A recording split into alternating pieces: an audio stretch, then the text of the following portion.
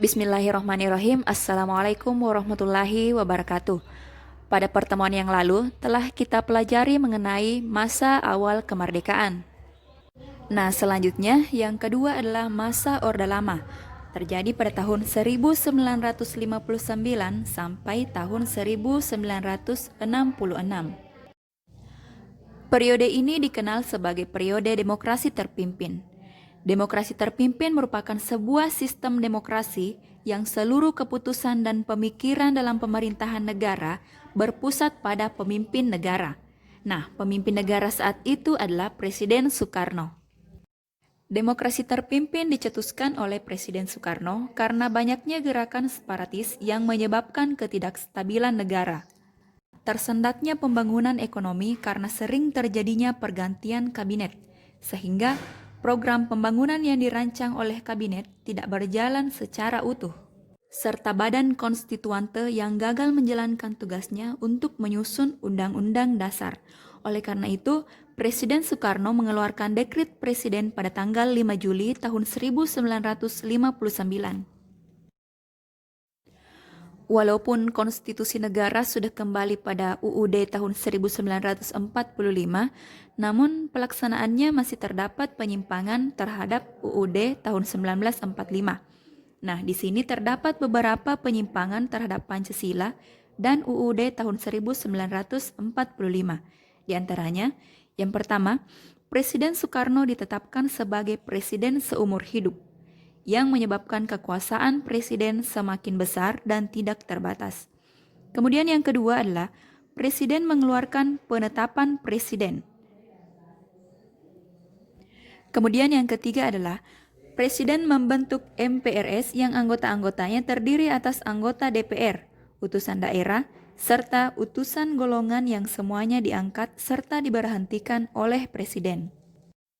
Pada periode ini, terjadi pemberontakan PKI pada tanggal 30 September tahun 1965 yang dipimpin oleh DN Aidit.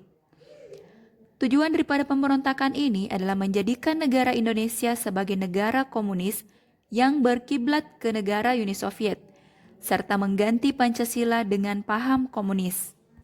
Akan tetapi, pemberontakan ini dapat digagalkan. Semua pelakunya berhasil ditangkap dan dijatuhi hukuman sesuai dengan perbuatannya. Kemudian, penerapan Pancasila yang ketiga adalah masa Orde Baru. Era demokrasi terpimpin di bawah pimpinan Presiden Soekarno mendapat tamparan yang keras ketika terjadinya peristiwa tanggal 30 September tahun 1965 yang disinyalir didalangi oleh Partai Komunis Indonesia atau PKI.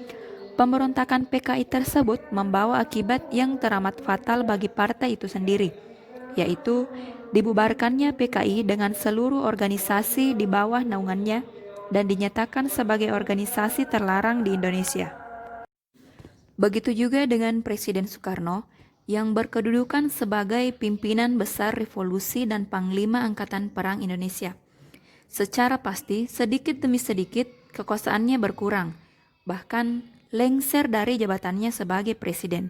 Hal tersebut terjadi dengan dikeluarkannya pengumuman penyerahan kekuasaan pemerintah kepada Jenderal Soeharto.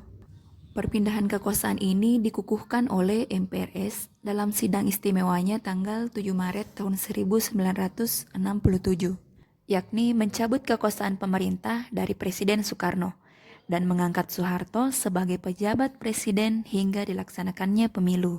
Era baru dalam pemerintahan dimulai setelah melalui masa transisi yang singkat, yaitu antara tahun 1966 sampai pada tahun 1968, ketika Jenderal Soeharto dipilih menjadi Presiden Republik Indonesia. Era tersebut kemudian dikenal sebagai Orde Baru dengan konsep demokrasi Pancasila. Presiden Soeharto sebagai tokoh utama Orde Baru dipandang rakyat sebagai seseorang yang mampu mengeluarkan bangsa ini dari keterpurukan.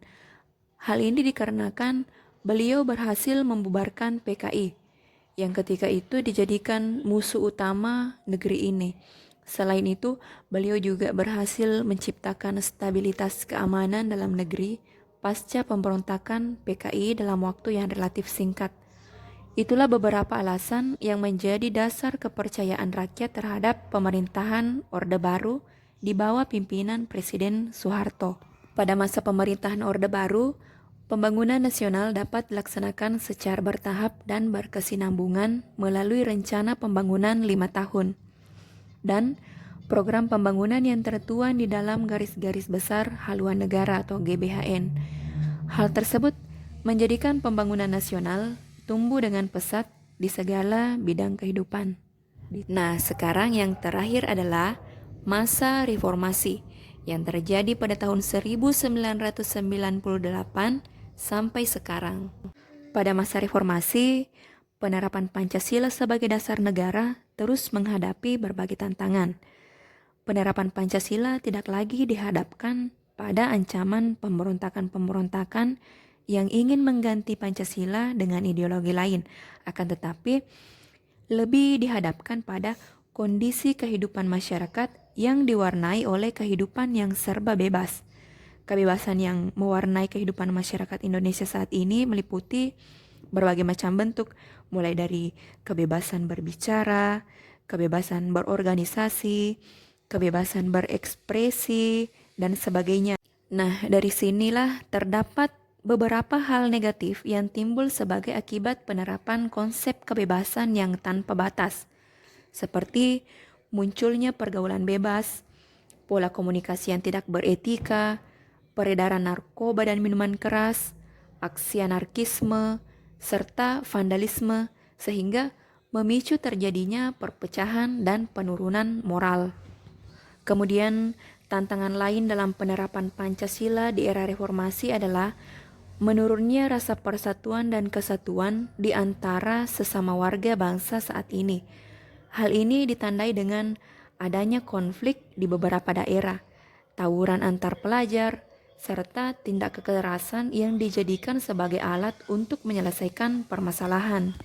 Sehingga kewaspadaan dan kesiapan harus kita tingkatkan untuk menanggulangi penyusupan ideologi lain yang tidak sesuai dengan Pancasila. Maka diperlukanlah komitmen bersama seluruh rakyat Indonesia untuk mempertahankan serta melestarikan nilai-nilai Pancasila dalam kehidupan sehari-hari di segala aspek kehidupan. Nah, itulah tadi materi kita pada hari ini mengenai penerapan Pancasila dari masa ke masa, mulai dari masa awal kemerdekaan, masa Orde Lama, masa Orde Baru, sampai masa reformasi. Sekian untuk hari ini, sampai jumpa pada pertemuan selanjutnya mengenai dinamika nilai-nilai Pancasila sesuai dengan perkembangan zaman. Assalamualaikum warahmatullahi wabarakatuh.